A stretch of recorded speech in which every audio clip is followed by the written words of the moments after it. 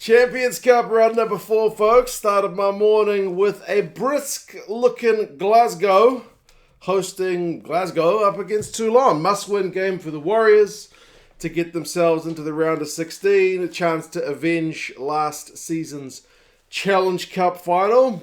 And they did it pretty emphatically, man. 29 points to 5. 5 tries to 1. They ended up putting them to the sword, really. Especially with that kind of last try being a little bit of a last kind of dagger in the heart, I guess, the Toulon boys. But, I mean, good game, very entertaining. Keeping in mind that Toulon didn't send all the players over that they could have. But we'll go through some key events and stats, and you guys can let us know your thoughts on this one. I mean, like I said, it looked pretty cold. I was sitting here in quite humid New Zealand summer weather, thinking it was just quite the contrast to the weather in Glasgow, but good crowd. And I mean, both sides are keeping it moving. Maybe they just wanted to stay warm. I don't know, but both sides were chucking the ball around, which is what I like to see. And Glasgow looking to put some pressure on early. They got the first scrum penalty of the game, lost the line out. The line out in the first half was a bit concerning, and Toulon had a couple of issues in the second. But they certainly looked more likely to kind of get some pointage on the board early, although Toulon did actually opt for the only penalty shot of the game.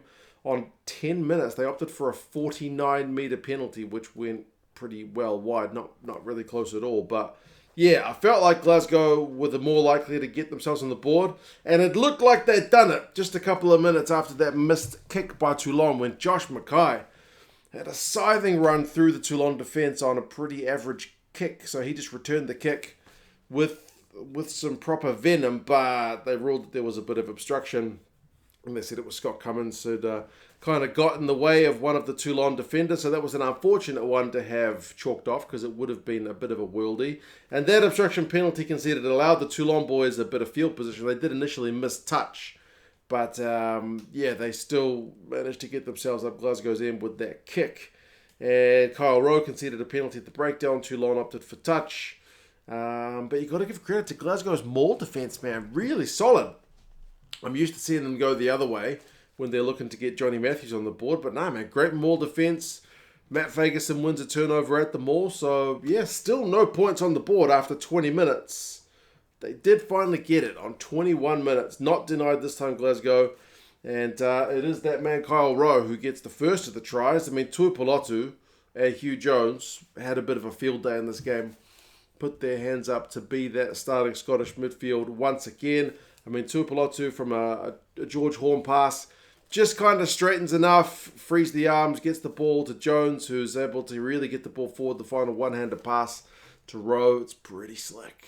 5-0 with the misconversion just coming up short.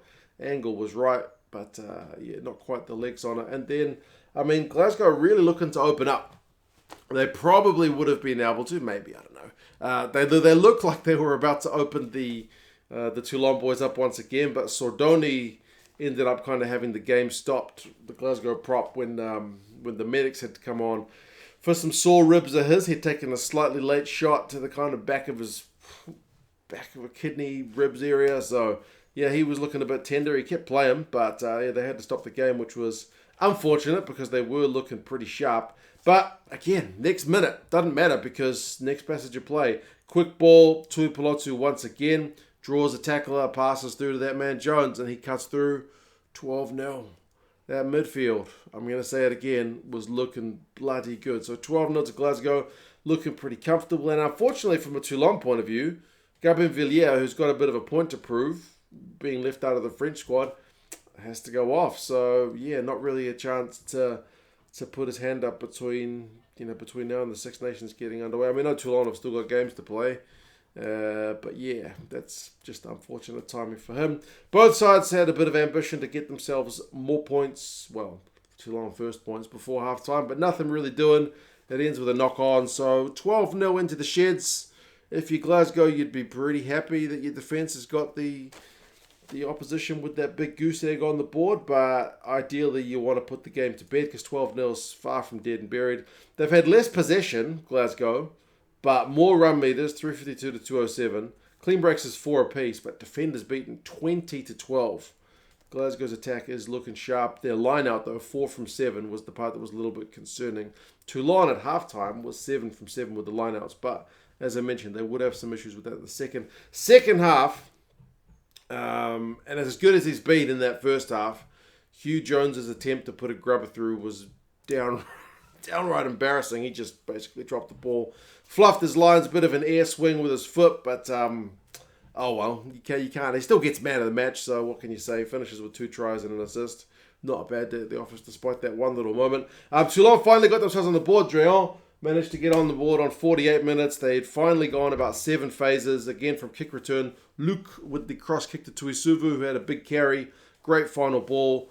12-5, Toulon on the board. And 12-5, if you're a Glasgow fan, is suddenly very uncomfortable. Because, the game's not been dead and buried. You've got the winning of the game if you can maybe get that third try.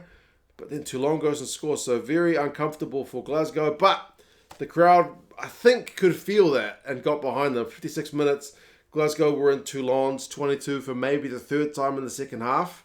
The crowd got as vocal as they think they were for the entire game, trying to push their team on, but nope, they conceded a penalty. But still, a few minutes later, 59 minutes, they do get it done. They go 10-plus phases. It starts from a Toulon missed line-out. So where Glasgow mucked up earlier and conceded a penalty, from that penalty and kick for touch, Toulon muck up the line-out. So that gives Glasgow a second bite at the cherry, and they don't need a second invitation, man. Johnny Matthews this time is the provider rather than the scorer with a long final ball after those 10 phases, so it makes a bit of a switch for him. But Mackay is able to go over on 60 minutes. So 19-5, suddenly looking a fair bit more comfortable. Another mucked up line out from Toulon on 64 minutes. Glasgow just spin the ball wide directly from that first phase. Jones, he's got men outside him, but he puts a little bit of a stutter step and puts the hammer down. 24-5. That's the game, realistically.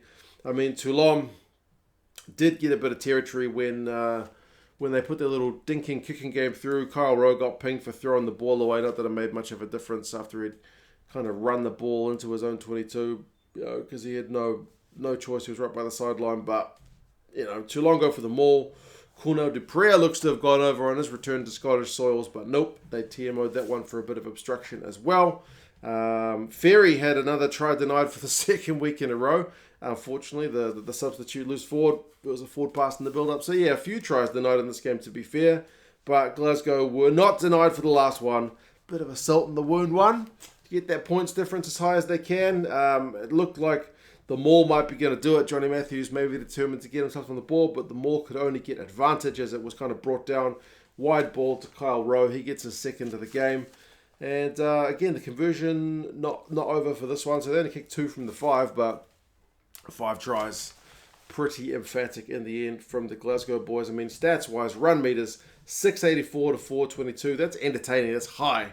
High stats from both teams. And clean breaks, 10-7. Also very high. So a fair bit of running rugby. I mean, a lot of kicks as well. Some dinking kicks. And turnovers conceded was a little bit high. It was 17 to 18, which is, higher than average. But, I was pleased to see both the teams really giving a chuck around. But the key one, defenders beaten 38-19. Glasgow's attack is just hard. They've got guys who can break tackles, draw 2 tacklers and get that pass away. So I think that was one of the big differences. The line-out stats finishes 11 from 14 for Glasgow, so much better in the second half, and then 11 from 13 for Toulon. So they had a couple go awry in the second half, which were very, very costly. Penalties conceded 10-6 as well to Toulon. So one of those negative stats that they won't want. But as I said, they did switch their team up. And they've got more games in the top 14 to come. Individuals, Hugh Jones, man of the match, 2 tries, a try assist, 70 metres, 2 clean breaks, 4 defenders beaten. Goodness gracious me. He was busy, he said in the post-match. Happy to be back at 13. That's where he wants to play. Matt Fagerson doesn't get talked up as much as he should. I'll say it again. 16 from 17 tackles from him. Kyle Rowe, 114 metres, 4 clean breaks, 7 defenders beaten, 2 tries. Very, very good outing as well. I mean, Facundo Issa had 6 defenders beaten at 42 metres, plus 12 from 15 tackles. But it was a losing shift from him, sadly. But, Glasgow through to the next round. We've still got the Six Nations on the cards. If you haven't seen any of the previews, we've done squad previews for all of the Six Nations squads by this point. Sadly, couldn't quite grab a guest on for the Scottish and Italian sides. We were trying to arrange something but kind of ran out of time. But Adam Jones came on to speak about the Welsh squad. Nick Easter about the English squad. He was bigging up the Scots, actually. Interestingly, Bernard Jackman came on to talk about Ireland, and Paul Gustard, who's working over in France with Stade Francais, gave some really good insights into the French squad too. So I invite you to check all those out. They're in the usual spots. But you guys let us know your thoughts on Glasgow's big win. And I'll talk to you guys again soon. See you later.